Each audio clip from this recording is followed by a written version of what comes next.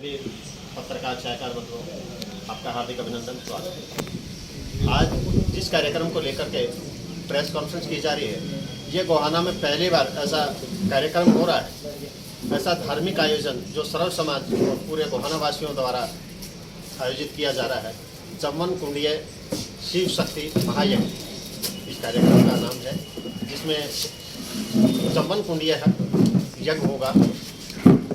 सर्व समाज के सभी साथी इसमें भाग ले रहे हैं, सभी वर्ग के साथी भाग ले रहे हैं। पूरा समाज के द्वारा आयोजित किया जा रहा है और इसमें विशेष सहयोग भाई आकाश मेहता जी का, जो वर्ल्ड बैंक के एडवाइज़र हैं पर्यावरण को लेकर के।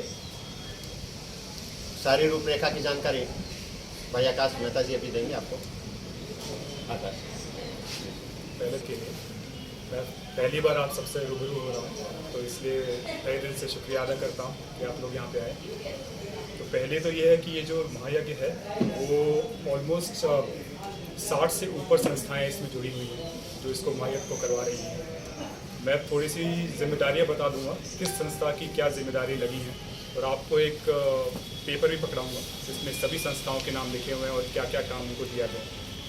तो खाने की व्यवस्था जो की गई है इस महायज्ञ में, वो पंजाबी सेवा समिति, पतंजलि योग समिति, श्याम मित्र मंडल, FMCG यूनियन और व्यापार मंडल, इन सबके काम जो रहेगा वो खाने की व्यवस्था रहेगी। फिर बिजली की जो व्यवस्था है वो लायंस क्लब सिटी गोहाना की रहेगी। पानी की व्यवस्था कम्युनिटी लाइजनिंग ग्रुप CLG और कपड़ा एसोसिएशन। चप्पल की व्यवस्था महाबन भोरी सेवा मंडल और साई सेवा दल, इनकी रहेगी। हवन की व्यवस्था देवभूमि उत्तराखंड सेवा समिति की रहेगी। सत्संग और पूजा की भी व्यवस्था देवभूमि उत्तराखंड सेवा समिति की रहेगी। गेस्ट की एकोमोडेशन जो है उसकी व्यवस्था पीर बाबा धर्मार्थ समिति की रहेगी। कलश यात्रा की जो व्यवस्था है वो मुकंदरी कथा संघ की रहेगी। जो IT का जो काम रहेगा उसमें ड्रीम मेकर्स, उनका काम रहेगा। लाउड स्पीकर की व्यवस्था परशुराम सेना। टेंट की व्यवस्था परशुराम सेना। फ्लावर डेकोरेशन की व्यवस्था गुरु रविदास मानव कल्याण समिति। धूमनी की व्यवस्था नंदलाला गौशाला। अब धूमनी में क्या है कि गुरुजी ने एक संकल्प लिया और उन्होंने कहा कि जो लोग यहाँ पे नहीं आ सकते हवन में किसी भी कारण से, कोई बुजुर्ग है, तो हम शाम को एक धूमनी पूरे शहर में ले जाएंगे ताकि उनके पास यज्ञ का महत्व पहुँच सके, यज्ञ का फल पहुँच सके।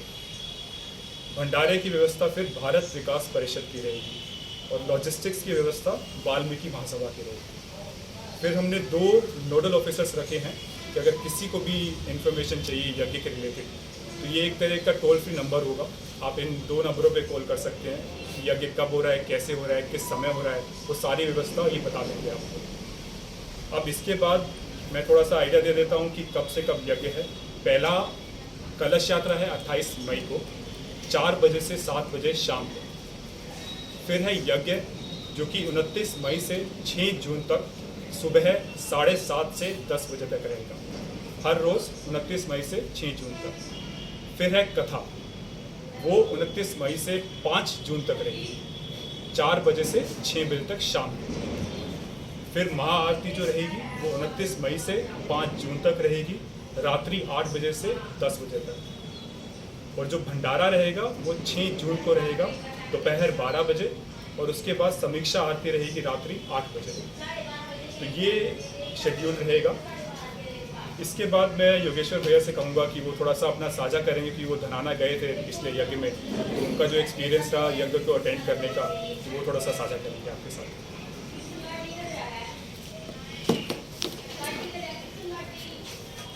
सभी को नमस्कार। ये अभी गोहाना में जो चम्मन कुंडीय यज्ञ का आयोजन होगा, इससे पहले हमारे जो ये महाराज जी हैं, गुरु जी हरिओम महाराज जी, 93वां यज्ञ पहले करा चुके हैं। ये 94वां यज्ञ यहाँ पे गोहाना में होगा और ये सभी समाज के हर वर्ग के लोग इसमें शामिल होंगे, क्योंकि कोई भी धर्म का कार्य होता है, कोई भी समाज का कार्य होता है, तो सभी एक साथ मिलकर वो कार्य कराते हैं, जिसकी रूपरेखा आपको आकाश मेहता जी ने बताई। और अभी जो धनाना में भी ये यज्ञ था बड़ा काफ़ी, और पूरे गांव का जितने भी गांव आते हैं सभी का बहुत ज़्यादा उसमें सहयोग रहा, श्रद्धा रही। और इन यज्ञ का महत्व ये है कि समाज का उत्थान, पर्यावरण से हम कैसे इसको अच्छा कर सकते हैं, प्रदूषण कैसे भगा सकते हैं, समाज में जागृति कैसे ला सकते हैं, जो दुष्प्रभाव हैं उनसे कैसे बच सकता है। हमारे प्राचीन काल से हमारी सनातन संस्कृति में ये बहुत बड़ा महत्व है यज्ञ का। और यहाँ पे ये जो यज्ञ का आयोजन गोहाना में होगा, ये हमारे लिए बड़ी खुशी की बात है और गोहाना वासियों के लिए बड़ी खुशी की बात है। और मैं सबसे अनुरोध भी करता हूँ कि सभी ज़्यादा से ज़्यादा संख्या में यज्ञ में अपनी आहुति डालें और इस पुण्य कार्य में सहभागी बने और समाज को, हर समाज को आगे बढ़ाने में अपना सहयोग दें। इसका क्या रहेगा पहलवान जी, विश्व शांति के लिए कि देखिए, जब कोई भी होता है तो शांति के लिए होता है। हम अगर घर में भी हम हवन करते हैं तो इसमें एक मंत्र का उच्चारण होता है कि वो शांति का उसमें होता है कि भाई विश्व में शांति बनी रहे। और ये इसीलिए है कि भाई पर्यावरण की बात हो या शांति की बात हो, यज्ञ कोई भी हो या कोई भी हम कथा करते हैं तो शांति के लिए होती है। इसलिए इस यज्ञ का भी यही महत्व है कि समाज में शांति बनी रहे, सभी खुशहाल रहे और भगवान का आशीर्वाद हमेशा बना रहे, शिव भगवान का आशीर्वाद हमेशा बना रहे। जिस तरह से पहली बार किया जा रहा है गोहाना में, तो क्या सोच के क्या इसमें दिमाग में आया, किसके तीन कारण जो मैं कहूँगा मेरे पर्सनल पर्सपेक्टिव से, कि एक तो यह है कि वायु की शुद्धि, दूसरा यह है कि जो गुरु जी बताते हैं कि इससे महामारी नहीं आती, अकाल मृत्यु नहीं आती यज्ञ से, तो वो दूसरा है। तीसरा कारण पॉजिटिव वाइब बहुत फैलती है। यज्ञ का जो प्रभाव रहता है वो बोला जाता है कि आसपास के शहरों तक पहुंचता है। और इतना बड़ा महायज्ञ पहली बार हो रहा है गोहाना में, चम्मन कुंडिया, जो आज तक नहीं हुआ, इस एरिया में नहीं हुआ, तो इसका प्रभाव गुरुजी के आशीर्वाद से सब जगह फैलेगा, ऐसी उम्मीद करते हैं। आकाश, आप कई कंट्रीज़ में भी गए हैं, बहुत जगह देखी हैं, वेस्टर्न कल्चरल को भी देखा है, लेकिन आज जो जिस तरह का ये आयोजन किया जा रहा है, चम्मन कुंडिया हवन यज्ञ है, तो कैसा महसूस कर रहे हैं, कैसा लग रहा है, कैसी तुलना कर सकते हैं भारतीय संस्कृति की? देखिए, ये तो मेरा बहुत बड़ा सौभाग्य है कि मुझे ये जिम्मेदारी दी गई है और सभी लोग को ये जिम्मेदारी दी गई है गुरुजी ने कि इस यज्ञ को करवाया जाए। बाहर वाली संस्कृति और यहाँ वाली संस्कृति, हमारी संस्कृति बहुत पुरानी है, वेदों से जुड़ी हुई है, और बाहर हम इसका प्रचार भी करते हैं क्योंकि इसकी महत्वता जो समझता है वही समझा सकता है आगे, और समझाना ज़रूरी है, इसको आगे ले जाना ज़रूरी है। और हमारे देश में जितनी भी इस तरह की चीज़ें हैं वो बाहर जब पहुंचती हैं, बाहर के लोग सुनते हैं तो उनको भी अच्छा लगता है कि इस तरह से चीज़ें भी होती हैं, हमें पता ही नहीं था। तो मुझे लगता है कि ये हम सब लोग का सौभाग्य है, ये एक जिम्मेदारी हमें दी गई है गुरुजी ने, और उसी को हम आगे लेके चलेंगे क्योंकि धर्म का बड़ा रोल रहता है पॉजिटिव वाइब फैलाने के लिए। एक होता है कि धर्म को नेगेटिव कभी ले जाना नहीं चाहिए, उसका नेगेटिव यूज़ नहीं होना चाहिए। धर्म को पॉजिटिवली यूज़ किया जाए तो उत्थान बहुत अच्छी तरह से हो सकता है और देश बहुत जल्दी आगे बढ़ सकता है। इस आयोजन का क्या नाम रखा गया है, क्या स्थान रहेगा और कब से कब तक रहेगा?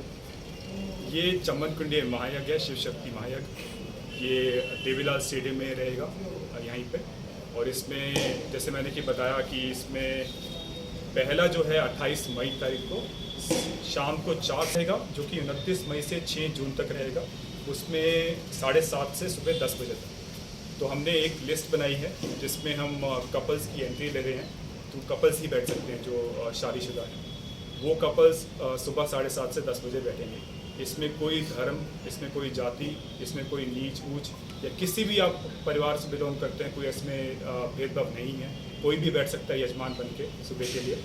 तो हम लिस्ट बना रहे हैं पूरे शहर से जिनको बिठाने के लिए। हर दिन चम्मन कपल्स बैठे रहेंगे, तो और अलग अलग कपल्स बैठे रहेंगे। तो 9 दिन के हिसाब से हमारे अराउंड के 500 के अराउंड कपल्स ये पूरे 9 दिन में बैठेंगे। कोई फ़ोन नंबर? आकाश जी, तो 2 फ़ोन नंबर हमने 2 नोडल ऑफिसर्स के रखे हैं, आपको एक लिस्ट पकड़ाई जाएगी उसमें। एक बार बोल के आप बता दीजिए। नंबर, पहला नंबर है 7988 36 2386। ये किन का रहेगा नाम? ये रमेश जी, रमेश मेहता। दूसरा जो दूसरा है वो 92150 34631, ये कमल अहूजा जी। तो ये यज्ञ के लिए नोडल ऑफिसर रहेंगे। किसी भी तरह की कोई इन्फॉर्मेशन अगर चाहिए किसी भी गोहाना वासी को या बाहर से भी जो आ रहे हैं, ये इनसे संपर्क कर सकते हैं। तो जैसे कि हम बता रहे थे, यज्ञ जो रहेगा 7:30 से 10 बजे रहेगा, 500 से ऊपर कपल्स आएंगे, और कथा जो रहेगी 29 मई से 5 जून तक रहेगी, शाम 4 से 6 बजे तक। महाआरती 29 मई से 5 जून तक रात्रि 8 बजे से 10 बजे तक, और भंडारा रहेगा 6 जून को दोपहर 12 बजे से, और समीक्षा आरती रहेगी रात 8 बजे। अब मैं लास्ट एक रिक्वेस्ट करूँगा कपूर अंकल से कि वो एक अपील करें यज्ञ में आने के लिए सभी को। जी नमस्कार जी सभी पत्रकार साथियों को। मेरे से पहले आकाश जी ने भी और वैसे सारी बातें आपको बताई हैं।